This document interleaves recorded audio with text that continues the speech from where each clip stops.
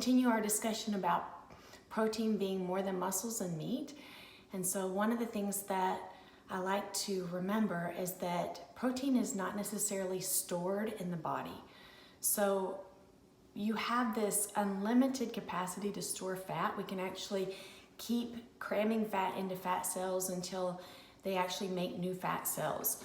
So we do have this beautiful unlimited capacity to store fat. We can also store carbohydrates in the form of glycogen in limited quantities in the muscle and the liver, but we don't really store up protein. So if we have to pull protein, it's going to be pulling it from something it's being utilized for inside the body. And remember, the DNA coded for how the proteins were made.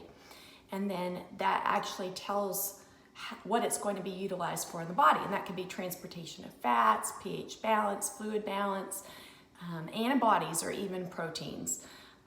Growth and maintenance of your skin and cells. So lots of different functions for protein in the body.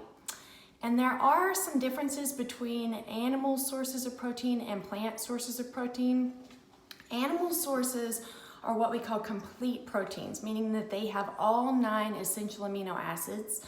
Remember, essential means that it has to be supplied by the diet. So if you have the meat and cheese and eggs, that does supply all the 9 essential amino acids. The downfall is that those are also rich sources of saturated fat. And saturated fat is kind of in question right now. There's a lot of debate whether or not it's the biggest culprit the big culprit that we thought it was when it comes to chronic disease risk.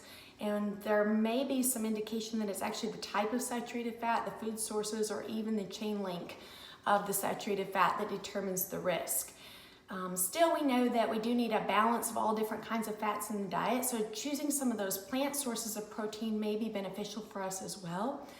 One other benefit about the plant sources is that they have good amounts of fiber, and they also provide antioxidants or polyphenols that can help decrease your risk for chronic disease.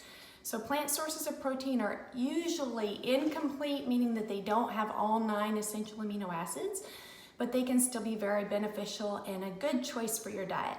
So think about having things like even tofu, okay, or soy, edamame, temp, okay, those are really great sources of protein.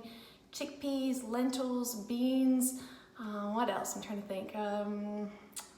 Vegetables can be great, like green vegetables can be good sources, quinoa. Okay, so lots of good options for your plant sources of protein. And I hope that this helps you think about protein in a new way. Have a great day.